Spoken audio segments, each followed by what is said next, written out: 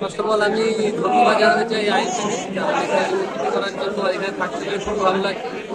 আমরা জানি কলকাতা মানে ফুটবলের আর কলকাতা লিগ আরো ভালো।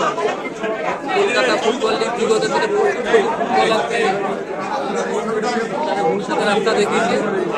এটা একটা জুনিয়র প্লেয়ারদের জন্য আমি মনে করি একটা প্রমাণ করার জায়গা, যেখানে তাদের ট্যালেন্টটাকে শোকেস করতে পারে। বিগত দিন অনেক প্লেয়ার এখান থেকে খেলেছে, আশা করি ভবিষ্যতে আরও অনেক প্লেয়ার উঠে আসবে। সবাইকে শুভকামনা, যারা যারা এখানে পার্টিসিপেট করছে সবার সহযোগিতা অবশ্যই দরকার। রিজার্ভ বিষয়টা যে কলকাতা লিগে বাঙালি প্লেয়ার একটা নির্দিষ্ট সংখ্যায় খেলানো হবে, এটাকে মনে হয় যে জাতীয় দলে প্লেয়ারের সেটা পূরণ করতে সাহায্য করবে। ডেফিনেটলি এটা ভালো পদক্ষেপ, তবে যতক্ষণ গাছের ফল না বলতে পারবো না। তো এটা 2 বছর 3 বছর আসবে।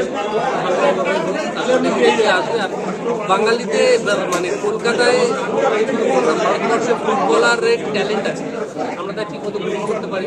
আমাদের পশ্চিমবঙ্গ আমরা দেখেছি অনেক ফুটবলার আছে যারা ভালো পারফর্ম করে, এবং মানে এটারই বলার কিছু নেই। তবে একটু অপেক্ষা করতে হবে, যে পদক্ষেপটা নিয়েছে তার জন্য এটা তো আশা করি এটা যে পদক্ষেপটা ভালোই হবে।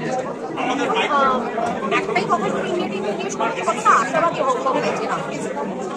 ন্যাশনাল টিমটা কিছু এই মুহূর্তে বলতে পারবো, তবে অ্যাজ এ বা ইন্ডিয়ান ডেফিনেটলি অবশ্যই চাই যে এই সংখ্যাটা আগামীতে আরো 12টা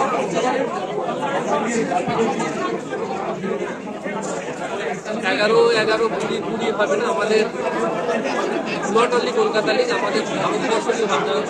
আর আমি চাই এটা ডেফিনেটলি আমি আরও খেলা 8টা 10টা 11 ভালো পারফর্ম করবে না তারাই খেলবে।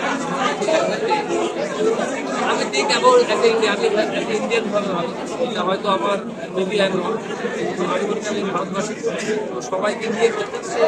আর বাঙালি ডেফিনেটলি বাংলাদেশ ট্যালেন্টের তো অভাব নেই, আমাদের প্রচুর ফুটবলার আছে। আর যারা ক্যাপাবিলিটি পর ইন্ডিয়া তাদের মধ্যে ক্যাপাবিলিটি হয়, যারা বিদেশি দিয়েও খেলতে পারে, তারা বিগত কিছু তো সবার জন্য শুভেচ্ছা রইল বা